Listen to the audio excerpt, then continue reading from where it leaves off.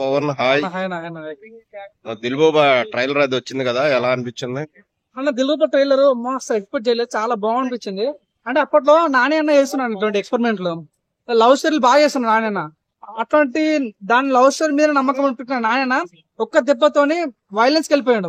ఇట్టు 3 అని కానీ పారాడైజ్ అని కానీ సో వైలెన్స్ కి వెళ్ళిపోయాడు. ఆ తర్వాత ఏమైపోయిందంటే లవ్ స్టోరీ చేసే వాళ్ళు తక్కువ అయిపోయారు అనమాట. సో ఆ ప్లేస్ రీప్లేస్ చేయడానికి కిరణ్ అబ్బవరం ఈసారి దిల్రూప అనే టైటిల్ తో రాబోతున్నాడు.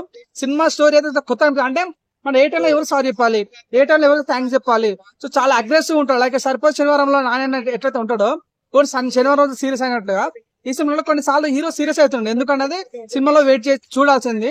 ఇంకోటి ఏంటంటే సినిమా క్లాస్ వెళ్ళిపోయాడు. అతను ఎక్స్ అంటాడు, ఇంకా ప్రీలీజ్ ఒక మాట అయిపోయాడు, ఈ సినిమాని మీ ఎక్స్ తో చూడండి అంటాడు. అంటే అంటే మన లవ్ చూడండి, లవ్ అంటే ఎంత గొప్పది అంటే సో మనం ప్రేమించిన అమ్మాయి వేరే పెళ్లి చేసుకున్నప్పుడు కూడా అమ్మాయి బాగుండాలని కోరుకునే టైప్ మనం. సో అట్లాంటప్పుడు ఎక్స్ తో సినిమా చూడాలంటే కొంత సినిమా క్యూరియాసిటీ పెరిగింది. అక్కడ ఎక్స్ గురించి చెప్తున్నాడు కాబట్టి సినిమా చూడాలనే ఫీలింగ్ కలిగింది అన్న. సో అదంతా లెక్క అనుకుంటే సో సినిమా దగ్గర చాలా కొత్త అనిపించింది. అన్న లుక్స్ డైలాగ్ చాలా బాగా అనిపించింది. సో నేను 24/7 లవ్ చేస్తుంటా, 360 రోజులు నేను ప్రేమిస్తూనే ఉంటా. ఆ డైలాగ్ చెప్పడాలు కానీ ఎక్స్ గురించి చెప్పడాలు కానీ చూడండి, మన ప్రేమల సినిమా కానీ మన బేబీ సినిమా కానీ సో ఈ లవ్ ఓరియంటెడ్ సినిమా క్లీన్ గా లవ్ స్టోరీస్ ఉంటాయి ఇంట్లో. సో ఇట్లా సినిమాలో నమ్ముకుంటే 100% సక్సెస్ అయ్యే ఛాన్స్ ఉంటుంది తప్ప ఎక్కువ సక్సెస్ ఛాన్స్ ఎక్కువ ఉంటుంది అనమాట. 100% నమ్ముకుంది మంచి హిట్ కొట్టాలని కోరుకుంటున్నా. ఇంకో చెప్పాలంటన్నా, ఒక ఐపీఎస్ పాస్ అయిన వాడికి 10th క్లాస్ పాస్ అయిన అప్పట్లో ఎలా ఫీల్ అవుతున్నావు అంటే నవ్వుతాడు.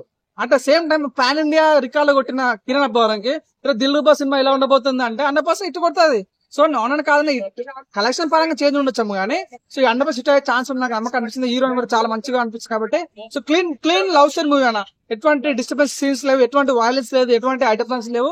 చాలా నీట్ గా చాలా ప్రజెంటేషన్ చాలా బాగా అనిపించింది. విశ్వకరుణ్ చాలా మంచి డైరెక్టర్. ఆ విశ్వ ఆల్ బెస్ట్. దిల్రూబా March 14 రాబోతుంది. ప్రతి ఒక్క థియేటర్స్ కి వెళ్ళి మీ దగ్గర ఉన్న థియేటర్కి వెళ్ళి చూడాలని ప్రతి ఒక్కరు మనస్ఫూర్తి కోరుకుంటున్నాను.